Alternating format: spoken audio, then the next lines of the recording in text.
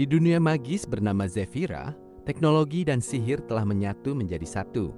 Salah satu penemuan terhebat adalah Crystal Vision, sebuah alat sihir yang memungkinkan seseorang menyiarkan dirinya ke seluruh penjuru dunia secara langsung, atau yang biasa mereka sebut live streaming. Dan di seluruh benua ini, tidak ada yang lebih populer, lebih cantik, dan lebih misterius daripada akun milik Elara Fion. Elara adalah seorang janda berusia 28 tahun. Dulu ia menikah dengan seorang archmage terkuat di kerajaan. Namun sang suami telah tiada 3 tahun lalu karena mengorbankan nyawanya untuk menyelamatkan dunia. Sejak saat itu, Elara mewarisi semua kekayaan, kekuatan, dan juga istana megah yang melayang di atas awan bernama Istana Pelangi. Namun yang membuat Elara menjadi sensasi terbesar di seluruh Zefira Live bukan hanya karena hartanya, melainkan karena pesonanya yang mematikan dan aturan mainnya yang sangat jelas. Aku tidak akan pernah menikah lagi, tapi aku selalu siap untuk dekat dengan kalian. Malam yang penuh pesona. Seperti biasa, pukul 8 malam, lampu biru di Crystal Vision Elara berkedip, tanda ia mulai live. Dalam hitungan detik, jumlah penonton melonjak, 1,20. Penonton online. Gema komentar berjalan sangat cepat hingga hampir menutupi layar sihir. Ratu Elara akhirnya muncul. Wajahnya makin bersinar saja malam ini, Bu. Selamat malam, Nyonya cantik. Di layar terlihat Elara sedang duduk di balkon istananya. Angin awan menerbangkan rambut hitam panjangnya yang berkilau.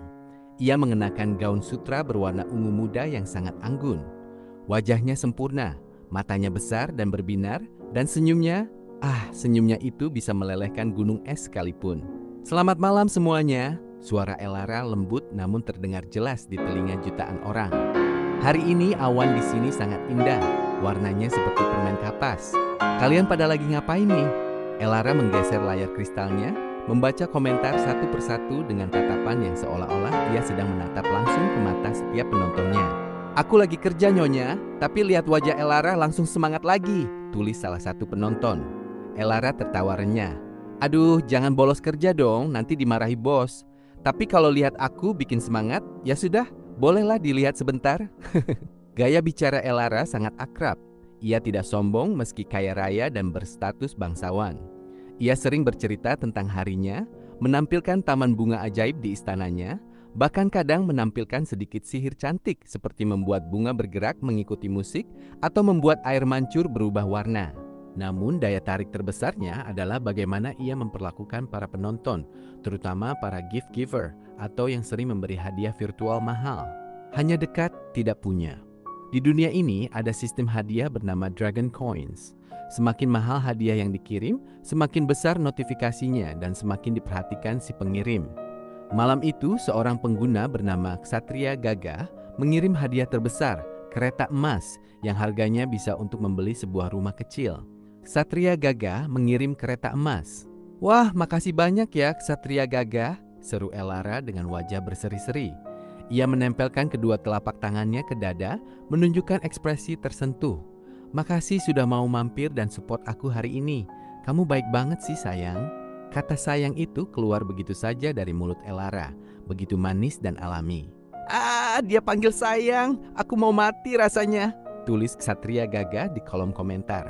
Nyonya, aku mau datang ke istana, boleh nggak aku main ke sana? Tanyanya. Elara tersenyum miring, tatapannya menjadi sedikit menggoda. Boleh dong, kapan-kapan main sini ya. Istana aku luas loh, aku siapin teh terbaik dan kue yang enak. Kita bisa jalan-jalan lihat awan bareng, ngobrol sampai pagi. Pasti seru banget deh kalau sama kamu. Terus kalau aku datang, boleh nggak aku pegang tangan Nyonya? Boleh banget, jawab Elara tanpa ragu. Kalau sudah dekat, kan wajar kalau saling pegang tangan. Biar rasa sayangnya nyampe kan? Semua penonton bersorak kegirangan. Namun tak lama kemudian muncul pertanyaan yang selalu ditanyakan jutaan orang. Nyonya Elara, kalau Ksatria Gaga datang terus nembak, mau diterima nggak? Nikah yuk? Suasana menjadi hening sejenak. Komentar melambat. Semua menunggu jawaban sang ratu. Elara mengubah ekspresinya menjadi sedikit lebih lembut namun tegas. Ia menyandarkan punggungnya ke kursi, menatap kamera dengan dalam. Soal nikah itu, Elara mulai bicara pelan. Maaf ya semuanya, jawabannya tetap sama. Aku nggak akan pernah nikah lagi. Loh kenapa Kasian loh sendirian terus Nyonya. Elara tersenyum sedih yang justru membuatnya makin cantik. Dulu aku pernah nikah, rasanya memang bahagia. Tapi saat dia pergi, rasanya sakitnya luar biasa, seperti dunia mau hancur. Aku janji sama diri sendiri, aku gak mau rasain sakit kayak gitu lagi. Aku gak mau terikat janji seumur hidup lagi. Ia mengangkat dagunya, kembali tersenyum ceria. Tapi tenang aja, aku gak menutup hati kok. Justru aku pengen dekat sama banyak orang. Aku suka kalau ada yang perhatian, aku suka kalau ada yang sayang sama aku suka rasanya dihargai dan dipuji kayak kalian semua lakukan ini. Elara mendekatkan wajahnya ke kamera hingga wajahnya memenuhi layar. Kenapa harus pusing mikirin masa depan dan surat pernikahan? Nikmatin sekarang aja kan enak. Kalau kamu suka aku, kamu datang, kita dekat, kita bahagia, kita ngobrol, kita ketawa bareng. Itu kan lebih dari cukup. Jadi, aku boleh deket sama Nyonya tapi nggak usah nikah? Tanya Ksatria gagah. Bener banget, jawab Elara bersemangat. Kita jadi teman baik, jadi sahabat, jadi orang spesial buat satu sama lain. Tapi aku tetap punya hidupku, kamu tetap punya hidupmu. Bebas, gak ada yang ngatur-ngatur, gak ada cemburu buta, gak ada tuntutan. Cukup dekat, cukup sayang, cukup kasih perhatian, itu udah bikin aku seneng banget kok. Pangeran yang terpikat. Kabar tentang kehangatan Elara menyebar hingga ke telinga Pangeran Cyrus, penguasa wilayah utara yang terkenal dingin dan kaya raya. Cyrus penasaran. Ia biasa mendapatkan apa saja yang ia inginkan.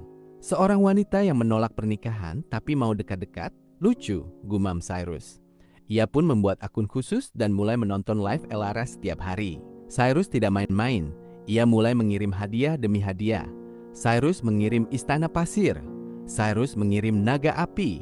Total pengeluarannya dalam seminggu bisa membuat negara kecil bangkrut. Elara pun mulai memperhatikannya. Wahai Tuan Cyrus, makasih banyak ya sudah begitu baik sama aku. Elara berbicara khusus padanya. Suaranya jadi lebih lembut, lebih manis. Kamu perhatian banget sih sama aku. Aku jadi ngerasa spesial banget deh sama kamu. Cyrus mengetik cepat. Aku tidak hanya ingin di layar. Aku ingin datang menemuimu secara langsung. Aku ingin memelukmu. Elara memainkan ujung rambutnya, tersipu malu. Ih, galak banget sih bilang mau peluk, tapi boleh kok kalau Tuan Cyrus mau datang, aku sambut dengan senang hati. Aku temani kamu keliling istana, aku masakin makanan enak, kita bisa duduk berdua di taman, dekat-dekat gitu. Apakah aku punya kesempatan untuk memilikimu? Tanya Cyrus mencoba menawar. Elara tertawa kecil, suaranya menggelitik hati. Milik-milik manusia kan bukan barang.